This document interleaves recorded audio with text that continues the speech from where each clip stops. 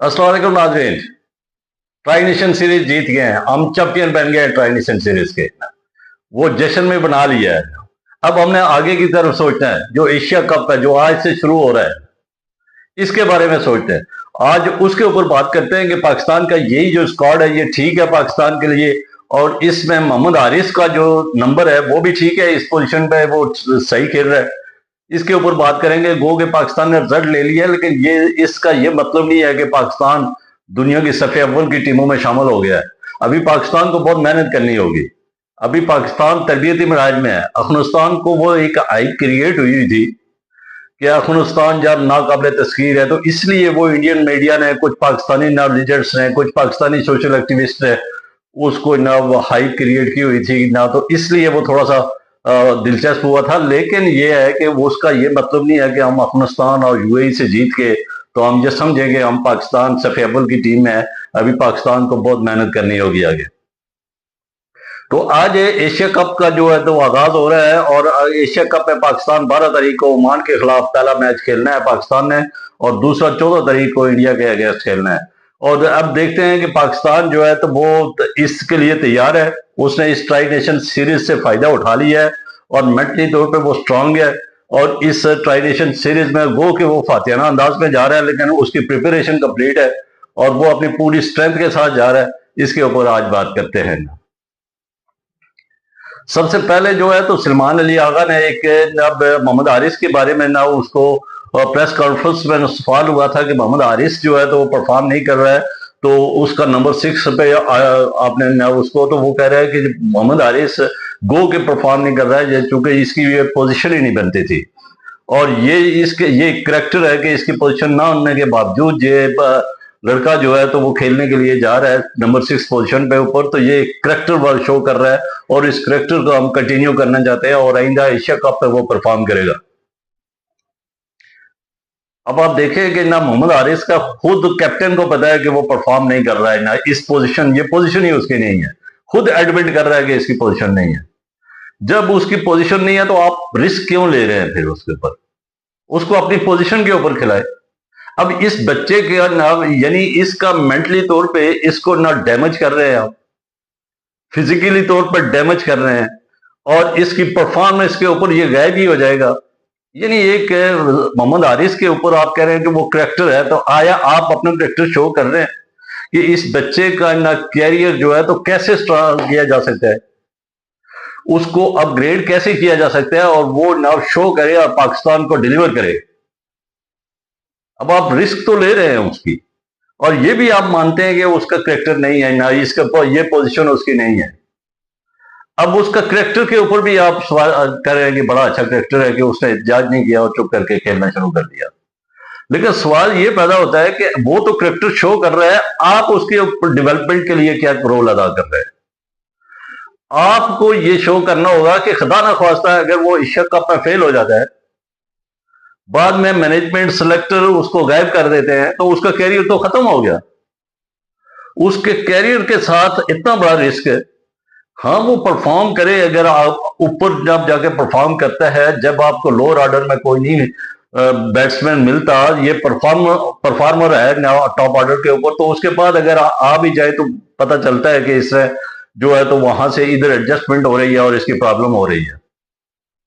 लेकिन एक का टॉप ऑर्डर पे भी उस तरह परफॉर्मेंस नहीं है, सिवाय एक जो लाहौर की इनिंग्स थी, या ये जो बांग्लादेश के अगेंस्ट यहाँ पे जो मैच वो खेले गए थे, वो सीरीज के अलावा उसका ना तो टॉप ऑर्डर पे परफॉर्मेंस है और ना ही लोअर ऑर्डर के ऊपर परफॉर्मेंस है। तो अब आप उससे ना टॉप ऑर्डर के ऊपर वो 15-20 गेंदें वो खेल लेता है। ये है ही 15-20 गेंदों वाला खिलाड़ी। अगर ये 15-20 गेंदें खेले तो पाकिस्तान को एक अच्छा टारगेट सेट करके दे देता है। तो इसका ये अगर रिस्क लेना है तो फिर टॉप ऑर्डर पे ही इसको रखें। इसके कैरियर के साथ ना खेलेंगे जी, वो वहां पे भी डिलीवर करेगा। आप सिर्फ इस खुशफहमी में उसको ना नंबर 6 के ऊपर कि वो एशिया कप में ना यहाँ पे इसी पोजीशन के ऊपर डिलीवर करेगा। लेकिन खुदा न खास्ता हमारी तो दुआ है कि वो डिलीवर करे, वो पाकिस्तान के लिए लॉन्ग टर्म सर्व करे और पाकिस्तान को ना देता रहे हमेशा, और पाकिस्तान की जीत में वो किरदार अदा करे। हमारी तो दुआएं यही हैं।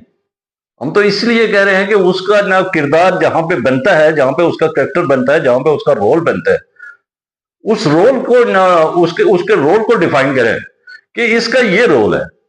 उस बेचारे को खुद अपने रोल का नहीं पता है, और वो पोजीशन ऐसी है कि बड़ी क्रूशल पोजीशन होती है, उसमें बाज़ औक़ात डिफेंस जाना पड़ता है, बाज़ औक़ात एग्रेशन देनी पड़ती है, टारगेट सामने होता है, तो उसमें ये सिर्फ एग्रेशन दिखा सकता है, डिफेंसिव ये खिलाड़ी नहीं है। और इससे आप डिफेंस करवा के तो जब आप समझते हैं कि वहां पे डिफेंस आपने देख लिया अफगानिस्तान के अगेंस्ट, वो दोनों नाकाम रहे हैं, बल्कि जिसके अगेंस्ट भी अफगानिस्तान के ना यूएई के अगेंस्ट भी नाकाम रहे। तो ये जो है, तो इसको जब अपना नंबर दे दें तो जो ज्यादा अच्छा है, उसके एक तो उसके कैरियर बच जाएगा और पाकिस्तान को वो सूदमंद साबित हो सकता है। एक यहाँ पे मुस्तनद बैट्समैन को यहाँ पे ना रखें, मुस्तनद बैट्समैन को जो सिचुएशन को हैंडल करना जानता हो।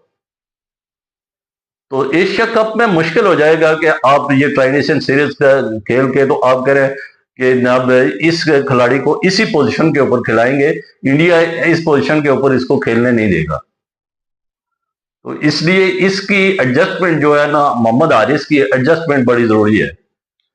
दूसरी बात, ये पाकिस्तान का ये 12वां खिलाड़ी ना, मोहम्मद नवाज के बारे में उन्होंने कहा ये पाकिस्तान का ये किस्म का 12वां खिलाड़ी है, जब बैटिंग करता है तो 100% बैटिंग परफॉर्मेंस दे रहा है, जब बॉलिंग करता है तो 100% परफॉर्मेंस दे रहा है।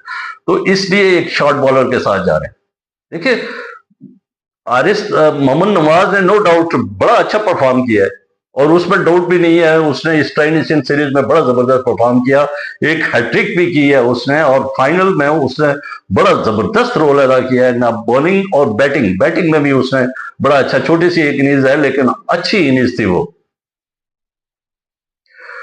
लेकिन क्या ये ना हमारी जो इंडियन टीम है उसके अगेंस्ट ये ना हमारी 3 बॉलर्स जो है, आप सुफियान मुकीम को रख रहे हैं, उसके बाद आप रख रहे हैं अब अबरार अहमद को, और फिर मोहम्मद नवाज को रख रहे हैं, तो आया ना एक फास्ट बॉलर है शाहीन आफरीदी, तो फिर फहीम अशरफ का रोल क्या रह जाता है? सवाल ये पैदा होता है कि फहीम अशरफ का क्या रोल पैदा होता है? क्या वो ना फास्ट बॉलिंग के शोबे में आता है? वो परफॉर्म कर लेगा हमें अगर फास्ट की जरूरत पड़ी तो? बैटिंग 15-16 रन जो है तो मोहम्मद हारिस रोक भी बना लेते हैं। जो बॉलर आप फास्ट बॉलर आप हसन अली को रखते हैं वो भी 15-20 रन बना लेता है, यानी वो उस टाइम के ऊपर जाता है जहां पे 15-20 रन तो वो मोहम्मद वसीम जूनियर भी बना लेता है। तो वो 15-20 रन के ऊपर आप एक बॉलर को जाया कर रहे हैं ना, एक बॉलर की वैकेंसी को ना और पाकिस्तान की स्ट्रेंथ को कमजोर कर रहे हैं।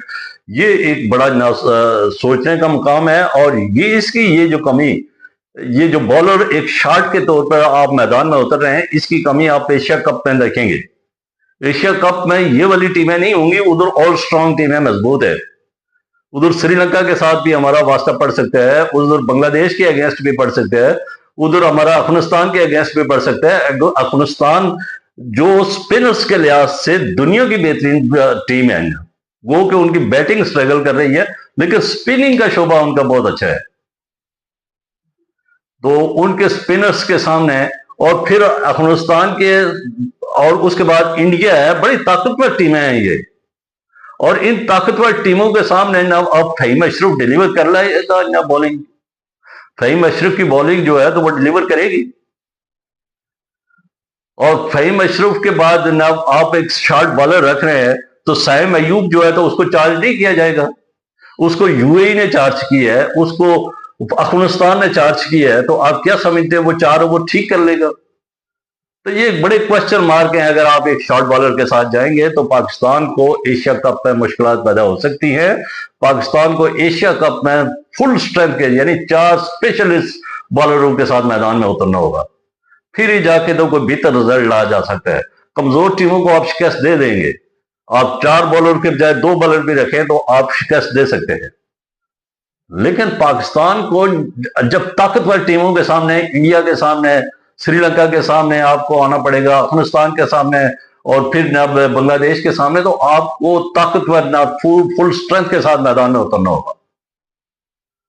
तो आया जनाब फहीम अशरफ वो फुल स्ट्रेंथ को की कमी को पूरा कर लेता है? तो ये बड़ा क्वेश्चन मार्क्स हैं, इनको सोचना होगा हमारी थिंक टैंक को, हमारी मैनेजमेंट को, पीसीबी की मैनेजमेंट को सोचना होगा। और कैप्टन को खुद भी सोचना होगा कि मैं ना फहीम अशरफ को रेस्ट देके यहाँ पे एक मुस्तनद बॉलर को ना रख लूं ताकि हमारी बॉलिंग स्ट्रेंथ एटलीस्ट मजबूत हो। बैटिंग जो है तो ये भी हमारी काफी मजबूत है, और बैटिंग में यहाँ पे सिर्फ एक आरिस को आपकी यूटिलाइजेशन ही ठीक नहीं है। आप खुद एडमिट कर रहे हैं कि उसकी ये नंबर नहीं है, फिर भी हम यूटिलाइज कर रहे हैं उसको, तो आपकी यूटिलाइजेशन जो है तो वो ठीक नहीं है, जिसकी वजह से आपकी बॉलिंग भी बैटिंग भी स्ट्रगल करती है।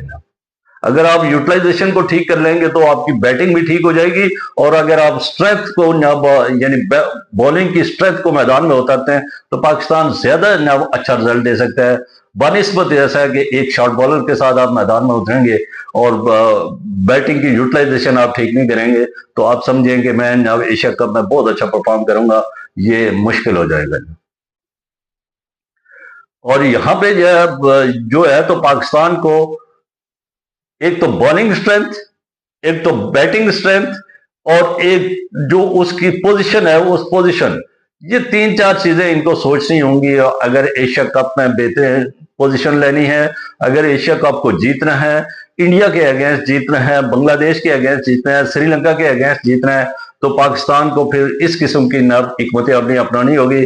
वरना पाकिस्तान जो है तो वो यहाँ पे भी यूएई ने भी इसको टफ टाइम दिया है। ऐसा नहीं है कि यूएई ना इजीली ना पाकिस्तान ना वहां से जीता है, और इसके अगेंस्ट ना इसने अफगानिस्तान ने भी पाकिस्तान को टफ टाइम दिया है ना। फाइनल में गो के उनकी बैटिंग फेल हो गई है, लेकिन उन्होंने भी टफ टाइम दिया है। ऐसा नहीं है, तो ये उस तरह की स्ट्रांग टीमें नहीं है जिस तरह ना एशिया कप में आने वाली टीमें हैं। तो उम्मीद है कि सलमान अली आगा कैप्टन बहुत अच्छा है ना, हम आपके साथ हैं। हमारी दुआएं ये हैं कि आप एशिया कप का टाइटल जीत के वापस वतन लौटें। लेकिन ये जो खामियां हैं इनको जब आपको खुद भी पता है कि ये हमारी खामियां हैं तो इनको दूर करने की कोशिश करें। और उम्मीद है कि जब आप नेक्स्ट इंडिया के अगेंस्ट, ओमान के अगेंस्ट, तो आप फिर भी कुछ कर सकते हैं, ना चेंजेंगे मैचेंगे, लेकिन इंडिया के अगेंस्ट आप पूरी ताकत के साथ मैदान में उतरेंगे और इंडिया को शिकस्त देके ये साबित करेंगे कि ये बेहतरीन टीम है, और ये जो तरबियती मराइल में आया फिर भी ये खतरनाक टीम है। और इस उम्मीद के साथ कि आप इन चीजों को सोचेंगे, इतना ये जो खामियां हैं इनको दूर करने की कोशिश करेंगे। अभी भी वक्त है, 2 3 4 दिन रहते हैं ना मैच को शुरू होने में, और इस 3 4 दिनों के अंदर आप अपनी प्रैक्टिस भी शुरू करेंगे, और उस प्रैक्टिस के अंदर ना आप डिसाइड करेंगे कौन सा खिलाड़ी प्लेइंग 11 होगा, और उस प्लेइंग 11 में मोहम्मद हारिस का कहां पे रोल होगा, और उसके बाद फहीम अशरफ का रोल आया कहां पे है, बनता भी है या नहीं है बनता है। तो इन चीजों को देख के तो आपने टीम सेलेक्ट करके तो इंडिया के अगेंस्ट मैदान में उतारनी होगी। वरना इंडियन बैटर जो है तो वो लास्ट तक उनकी बैटिंग है, और वो चार्ज करेंगे फहीम अशरफ को, और ये जो 4 ओवर हम मिस कर रहे हैं, ये 4 ओवर हमारी टीम के लिए नुकसानदेह साबित हो सकते हैं। तो मुझे उम्मीद है कि सलमान अली आगा, पाकिस्तान की मैनेजमेंट और ये सारा कुछ इंडियन स्ट्रेंथ को भी देख के तो बेहतरीन और ताकतवर टीम जो है तो वो मैदान में उतारेगी। अब तक के लिए इतना ही, मुझे दीजिए इजाजत। खुश रहिए, आबाद रहिए, और इस चैनल के साथ जुड़े रहिए। इसका मकसद है सब्सक्राइब करें, बेल आइकॉन को क्लिक करें ताकि जो भी नई वीडियो आए वो बर वक्त आप तक पहुंचे।